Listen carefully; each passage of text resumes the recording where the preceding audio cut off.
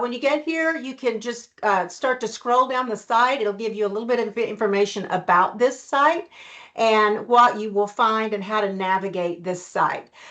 So I'm just going to go ahead and click this button, and what it's going to do is pop it open and then give me a navigation bar down the left-hand side. And so we're just going to take a brief look at what lives here.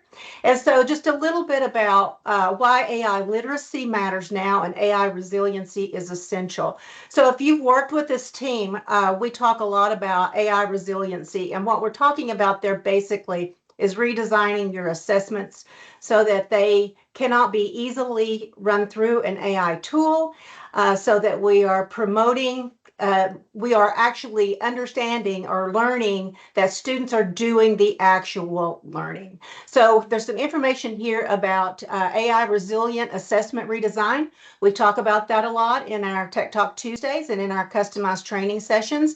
So you'll find some here, a little bit of information about our philosophy of why that is center to the universe when we talk about academics and AI infusion. What you'll also find here are AI literacy competency frameworks, and you may have gone through training with us on these frameworks. We have a framework suite. So you'll find a framework here that is for student AI competency literacy. We have faculty framework and we have staff framework. So basically the student framework is focused on how students can use AI to master competencies in AI fundamentals, ethics and responsible use, critical evaluation, strategic use, and workforce alignment. So it's got some information in there on working in career search and doing that kind of thing. So that's the workforce alignment piece. The faculty framework is focused on how faculty can implement AI in their teaching and design of course content. So the competencies there aren't really focused on, okay, faculty member, where are you in your learning cycle of mastering a competency around an AI tool? It's about how you are developing your content and implementing it into your teaching practice. For the staff one, it's focused on productivity and efficiency. So we'll find things under there. Again, you'll see these shared domains. We've talked about those. So you see AI fundamentals on each one, ethics and responsible use on each one, critical evaluation on each one, because those are skills regardless of what your role is in higher education. Those competencies are crucial to everyone. And then the staff one does a little split out for strategic productivity and professional development and career development. So if you've gone through training with us, you will hear us say these frameworks are not designed to be independent of one another. They are designed to be used together. So if let's say I'm a faculty member and I want to learn more about productivity use and efficiency use, and I'm going to go to that staff framework. If I'm a faculty member and I want to get some ideas on how to get my students maybe to do some self-directed learning or to develop even an activity or an assessment, then I can use that student framework to do that. Students can use the staff framework for productivity and efficiency development. So they are designed to be used together. So just because they're labeled student, faculty, staff does not mean they don't pertain to other groups as well. So a new thing that's here, let me just show you super quickly though. You'll see the download links to each framework on the page. So there's the student download, then down below there's a faculty download, and then there's a staff download. The new thing that's on here is we've designed customized GPT tools to allow you to easily interact with these frameworks. They have extensive instructions built into these GPTs. So if I'm looking at the student framework, this is an AI-ready student coach. And so it will prompt students to engage with the framework, and it acts as if it's a coach. And so students aren't trying to ideate and come up with prompts on their own. It asks one basic question in the beginning, what's your goal? And then you launch off and you can interact with the GPT. Under the faculty framework, You have an AI-ready teaching partner. That GPT is designed to work in collaboration with the faculty member to design assignments, assessments, activities. And again, so it's not leaving the faculty member on their own to come up with various prompts. It starts out super simple as well. We'll take a look at when we get down to the staff one, so I'm not jumping back and forth. And you can see how simple the interface is. So again, you're not, it's these GPTs give you a launch pad.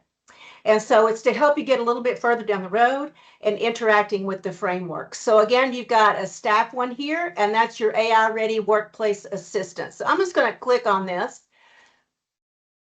and we'll jump over here and you can see how simple the interface is once we get here. It's going to slow. Okay, so you'll see an interesting thing. Each one of these GPTs only has one button attached to it. So this one for the workplace assistant is what task, workflow, or workplace process do you want to work with? So you're going to start out by clicking that first button. So we're going to improve, and then it's going to start by asking questions. So it's going to say, you know, tell me a little bit about your work. What is it that you're doing? So again, each one of these is designed so that you are not trying to develop the prompts on your own. It will ask you a series of leading questions and you can fill in the information and then you take off through the conversation. Now, if you see something up here, if I'm looking at this and I'm thinking, no, I want to do something else, and I'll type in something else. And it will, again, come back and ask you more questions.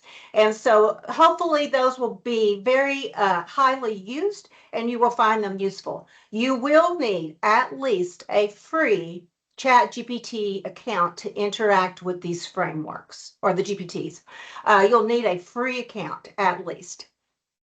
Okay, so that's new on there. And then down at the bottom of this page, we have a blank AI literacy template that we have developed in competency-based format, because when you get into the world of technology and you're working with students and ourselves on being AI aware to AI literate to AI fluent, being able to use it well in our job role or in our career, whatever it is that we're doing, you need to focus on competency. And so we've built this template in a competency-based format that you can just follow. And if you're building an activity or an assessment, and just fill in the blanks. So you could use the GPT, interact with the framework, use this template, and develop out your activity. We have an example of a completed one on here. And so you'll see that we've got a competency statement that we're working with. Remember, the frameworks all have competency statements on them. We look at the performance indicators. So if I'm looking at a competency, how do I know when I see the demonstration being done? What is it that I'm looking for? What is it that I'm looking for? Levels of proficiency on a student one may be a student is working at a basic level, an intermediate level, an advanced level. And that also goes over to the staff productivity and efficiency one. The faculty framework's a little different. It is getting at not the level of proficiency of the faculty member per se. It's the level of maturity where they are in integrating AI. So they're integrating AI at an introductory level, an intermediate level, or an advanced level. So these templates are here for you to use. Take them, copy paste those if you would like. We put all of our information out there for you to take and use and adapt and share. Also on this website, we have the TBR AI Policy. The TBR AI Policy is our system-wide governance out of the system office, and it is designed with faculty autonomy and campus autonomy in mind. We have 34 different institutions, and across our vast state, our regions are very differently. So we clearly understand that our campuses are a little different. And so when we designed this policy, we kept that central while giving you guidelines and guardrails on FERPA, on copyright, on PII, all of that kind of things that are really kind of those non-negotiable kinds of things that we should be doing when we're using these tools ethically and responsibly, but also allowing that, also understanding that we know that classrooms are different. Faculty teach in different ways. And so we wanted to give some leverage and some autonomy to faculty to make decisions on that part. So the policy is here, and there's a link to the full policy that goes to the TBR website, and you can access it there. So the next link, Tech Talk Tuesday. So this is where we are today, right? So the recording of this session will be housed on this website. First thing you come across here is the link to register for Tech Talk Tuesday. Well, that will be updated to say season 4 because we're on the cusp of that. And so if you want to share out this link, we encourage anyone around the globe to show up in our Tech Talks.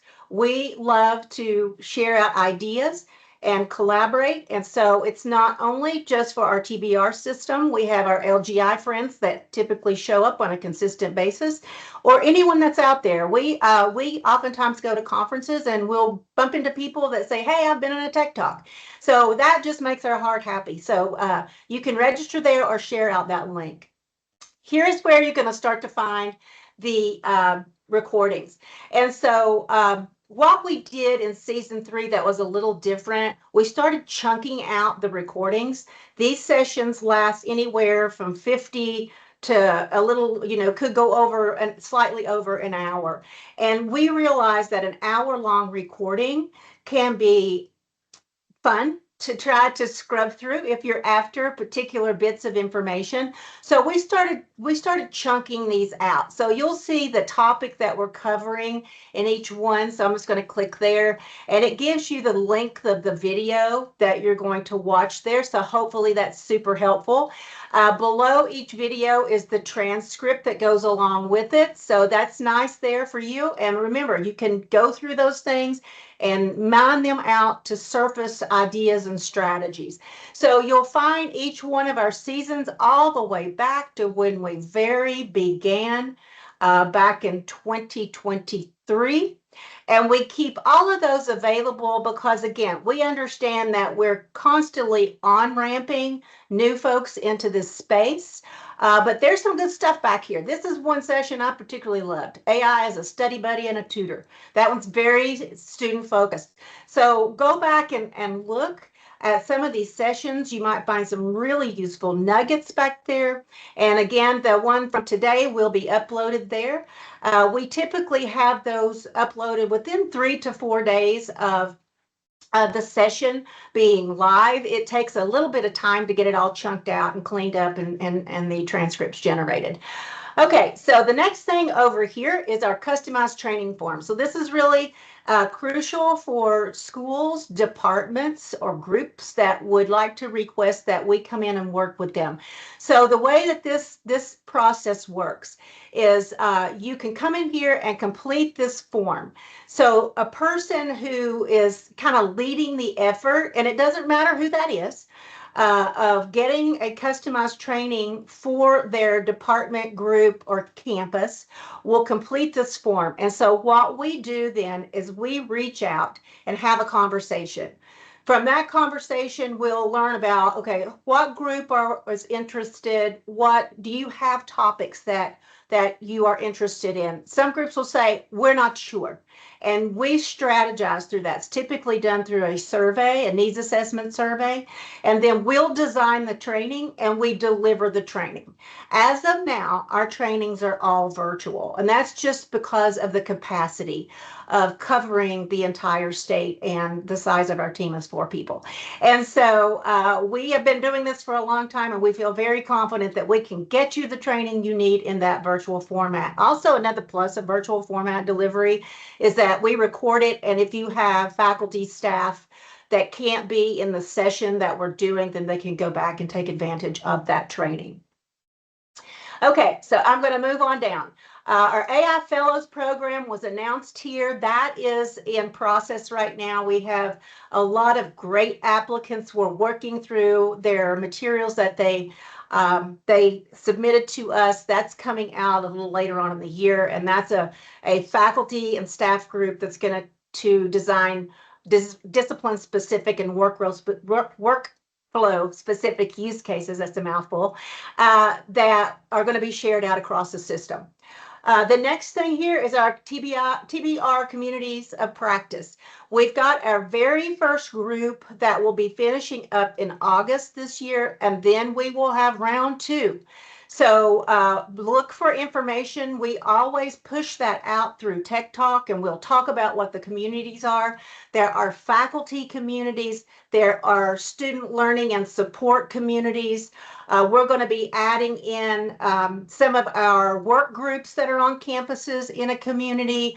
We are designing a librarians only community. So again, this is a place where we give our system-wide stakeholders a place to come together and collaborate and learn together. So look out for the information on communities of practice round 2 coming out. Our AI Exchange, we mentioned this a little earlier. This is the searchable database. I'm going to pop that open and we're going to take a look. So what you're going to see when you get here, let me zip in a little bit. First thing I notice up here is submit your use case. So if you are interested in doing that, you're just going to click that little button and you're going to complete this little form. It is super duper simple and you can share your use case. No use case is too small. We are all learning from one another. And we love it if you include your prompts in the use cases and share those out as well.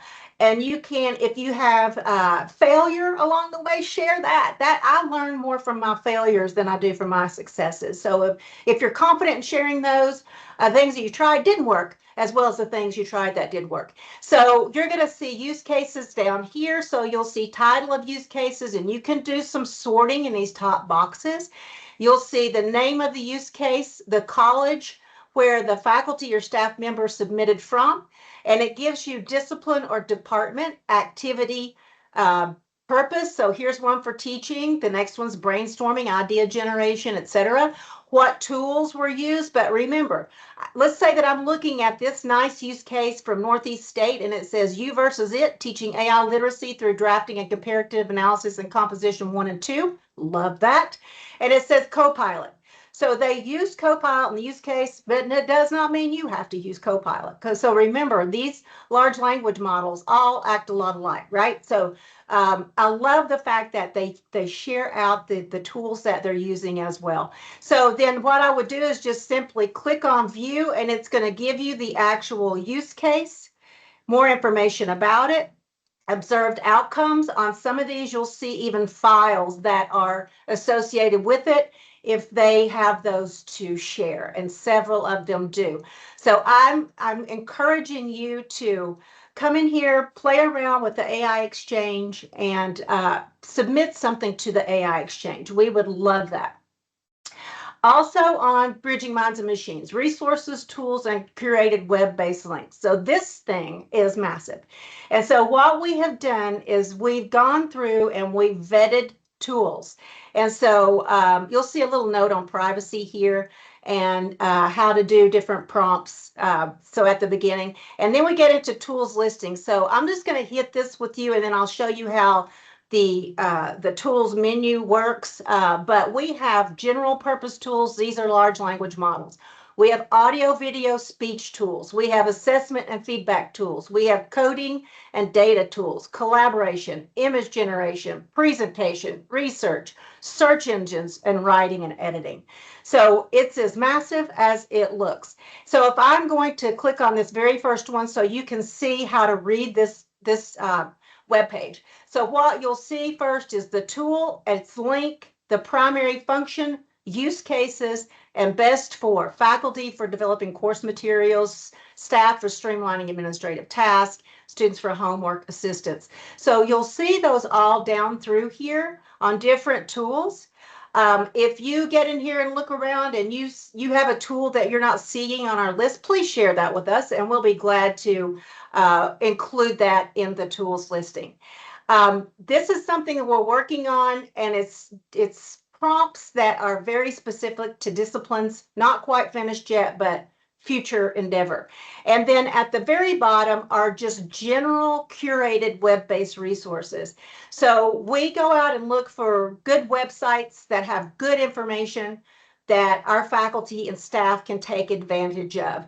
And so there's some really neat stuff down in here that you can come and take advantage of. So you'll see AI applications in teaching and learning, different AI repositories, skills development resources, frameworks, guidelines, policies for ethical and responsible use. There's a document in there that is massive, that has all kinds of syllabus statements on it. And it is so useful. And then we have university and college sites, so you can see what your peers across the country are doing.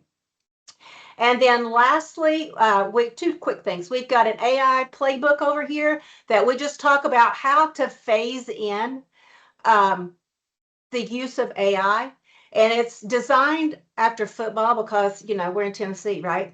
And so it talks about it from like Q1, Q2, Q3, Q4. And you can think about that like year 1, year 2, year 3, year 4, or semester 1, semester 2, semester 3, semester 4. But it's got some tips in there on how to phase in AI.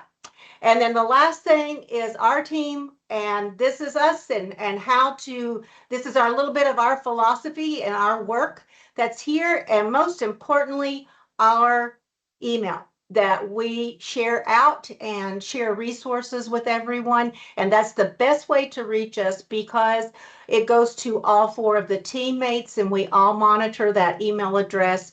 And so if someone's out on vacation, it doesn't matter. Somebody else is going to grab it. So that's kind of in a nutshell what's on Bridging Minds and Machines. Again, it's just a massive website, and we're just very proud of it. And we want to make sure that everyone has access to those resources that we share with you.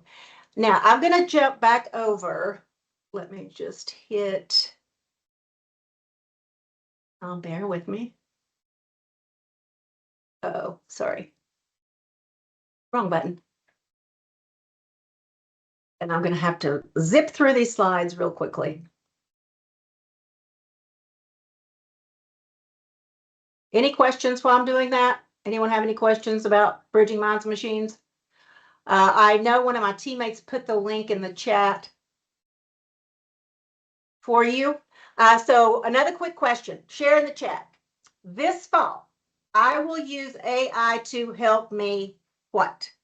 What's the one thing that you're going to try? That's what we ask you to do. If you're new, experimentation and trying is one of the best ways to learn. Also, we're here as a collaborator for you in that space, whether you're just starting this journey or you've been on it since the beginning with us. We are your collaboration team to bounce ideas off of, to talk about, to test. And we do this all the time with faculty and staff across the system. And nothing gives us more joy than to do that with you. So share with us in the chat one thing you want to try this fall. This is, again, stay connected with us. Just Bridging Minds and Machines. We just took an in-depth dive on that. So you know what all's there. Our email is there. So just continue watching those resources. We continually add things to them. Help us beef up that use case, AI exchange. We would so much appreciate that. And season 4 is coming in September. Can you believe it? I cannot believe it. The time has flown so fast, and it just seems like we have just done so much, and it just keeps getting better, right? So if you have ideas of something you want us to take on in season 4, send it to us. We love nothing more than to tackle a topic and jump on it and take it apart, put it back together, and see what we can come up with that's useful to everyone in the system. But season 3 was about building. Season 4 is going to be about expanding. So we're starting to move out. If you've got folks in your school in your campus that are just starting this journey, please point them to us. We want to support our faculty and staff in this endeavor to get AI embedded into our classrooms and our workflows. So we're going to continue to learn new ideas, new trends, new tools. We're going to apply this in season 4. We're going to do a lot of focus on AI skills. That last session we did on future skills in demand was really popular. We heard that loud and clear. So we're going to build on that going forward in season 4. And again, this is a big lift. And if we all do it together and we share from one another in this big collaboration endeavor, it makes it easier on everyone. So thank you very much. We have just so much appreciated being with you in this process. And I'm going to hand it back over to Sarah so she can walk us out. I saw a hand up. Marla, did you have a question? Nope, she says nope. We do want to thank you so much for taking time with us, for journeying with us through season 3. I did put some notes in the chat, but if you're not watching chat, start watching your email in early September. Our next Tech Talk Tuesday will be September 8th. I do believe that's the second Tuesday of the month. So make sure you mark your calendar. We'll get the invitation out maybe late August, early September. We do not have Tech Talk Tuesday in August because there's something called starting a semester. And we have learned that is a terrible time to have a Tech Talk Tuesday. So we will see you all back in September. We're very excited to have you with us. If you have anything that you want to share with us, our email is ailearning@tbr.edu. Please put your use cases into our AI learning, and we are keeping the same time. So it will be 11 Central, 12 Eastern for Tech Talk Tuesday on September 8th. If you have ideas for what you'd like to see with Tech Talk, feel free to reach out to us. But we really do appreciate you taking your time with us each and every second Tuesday of the month. We enjoy Tech Talk Tuesday, and we hope you do too. So thank you for helping us wrap up season 3, and we look forward to seeing you when we kick off season 4 in September. We hope you all have a fantastic August and a good start to your semesters.